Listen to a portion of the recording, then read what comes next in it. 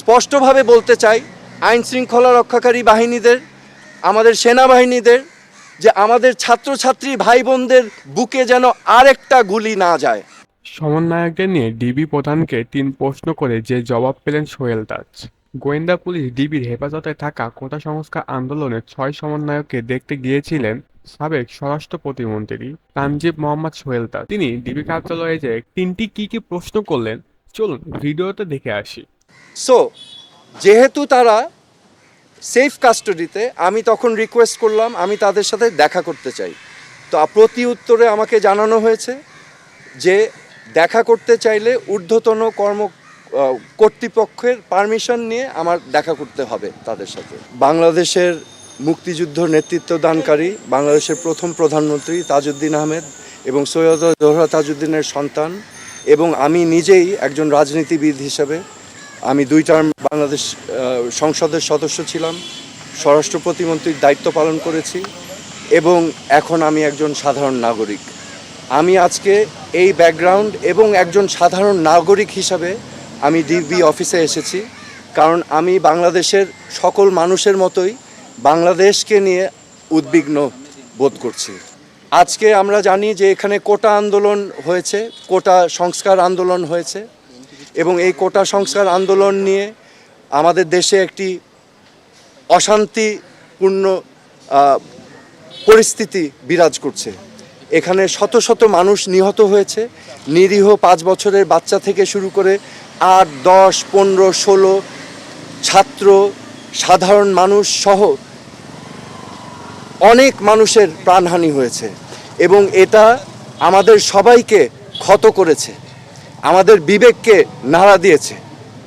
এই বিবেকের নাড়ার কারণেই আজকে আমি ব্যক্তিগতভাবে ডিবি অফিসে এসেছি। কেন এসেছি? আমি ডিবি প্রধানের কাছে 3টা প্রশ্ন নিয়ে এসেছিলাম। আমার প্রথম প্রশ্ন ছিল যে এই 6 জন সমন্বয়কারীকে গ্রেফতার করা হয়েছে নাকি সেফ কাস্টাডিতে নেওয়া হয়েছে। দ্বিতীয় প্রশ্ন, যদি অ্যারেস্ট হয়ে থাকে তাহলে আমার কোনো প্রশ্ন নাই, আমার কোনো দাবি নাই, কিন্তু যদি সেফ কাস্টাডি হয়ে থাকে তাহলে আমি তাদের সাথে দেখা করতে চাই।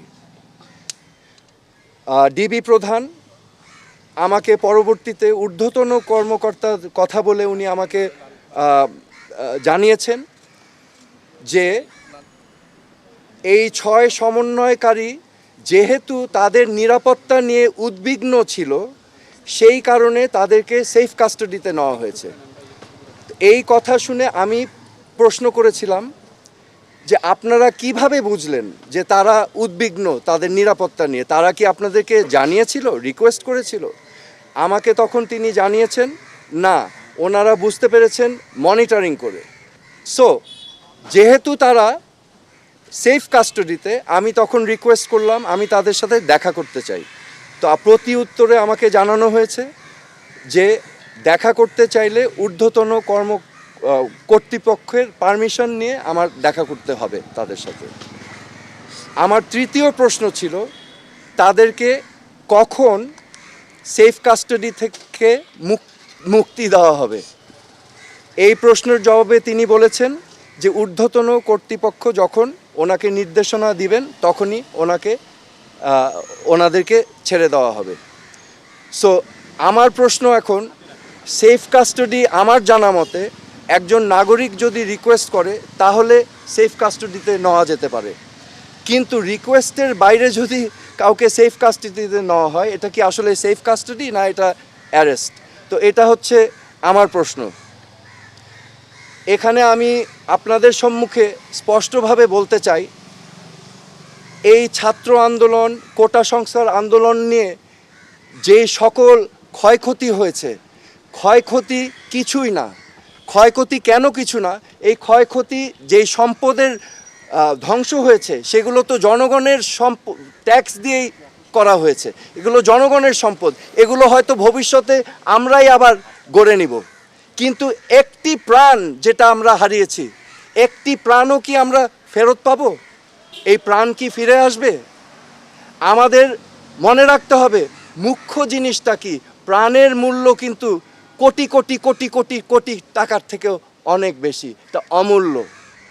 তো আমার আজকে আপনাদের সামনে আমি স্পষ্টভাবে বলতে চাই, আইন শৃঙ্খলা রক্ষাকারী বাহিনীদের, আমাদের সেনাবাহিনীদের, যে আমাদের ছাত্রছাত্রী ভাই বোনদের বুকে যেন আরেকটা গুলি না যায়। আপনারা বিরত থাকুন, এটা ঠিক না, দিস ইজ নট রাইট। আমি আজকে চলে এসেছি যে আমার জিমের কাপড় পরা, আমি আমার আবেগ, আমার বিবেকের তাড়না আমি চলে এসেছি এখানে। আজকে আমি মনে করি আমার মতো এই প্রশ্নগুলো বাংলাদেশের কোটি কোটি মানুষের মনে। তো আমি আপনাদের হয়ে আমি এখানে এসেছি আজকে। বন্ধুরা, আজকে আমাদের এই অদ্য খবরটি আপনাদের কাছে কেমন লেগেছে তা অবশ্যই আমাদেরকে কমেন্টের মাধ্যমে জানাবেন। ভিডিওতে যদি ভালো লেগে থাকে একটি লাইক করবেন এবং বন্ধুদের সাথে শেয়ার করবেন। সেই সাথে আমাদের চ্যানেলটিকে সাবস্ক্রাইব করে পাশে থাকা বেল আইকনে চাপ দিন। সেই পর্যন্ত ভালো থাকুন, সুস্থ থাকুন, ধন্যবাদ।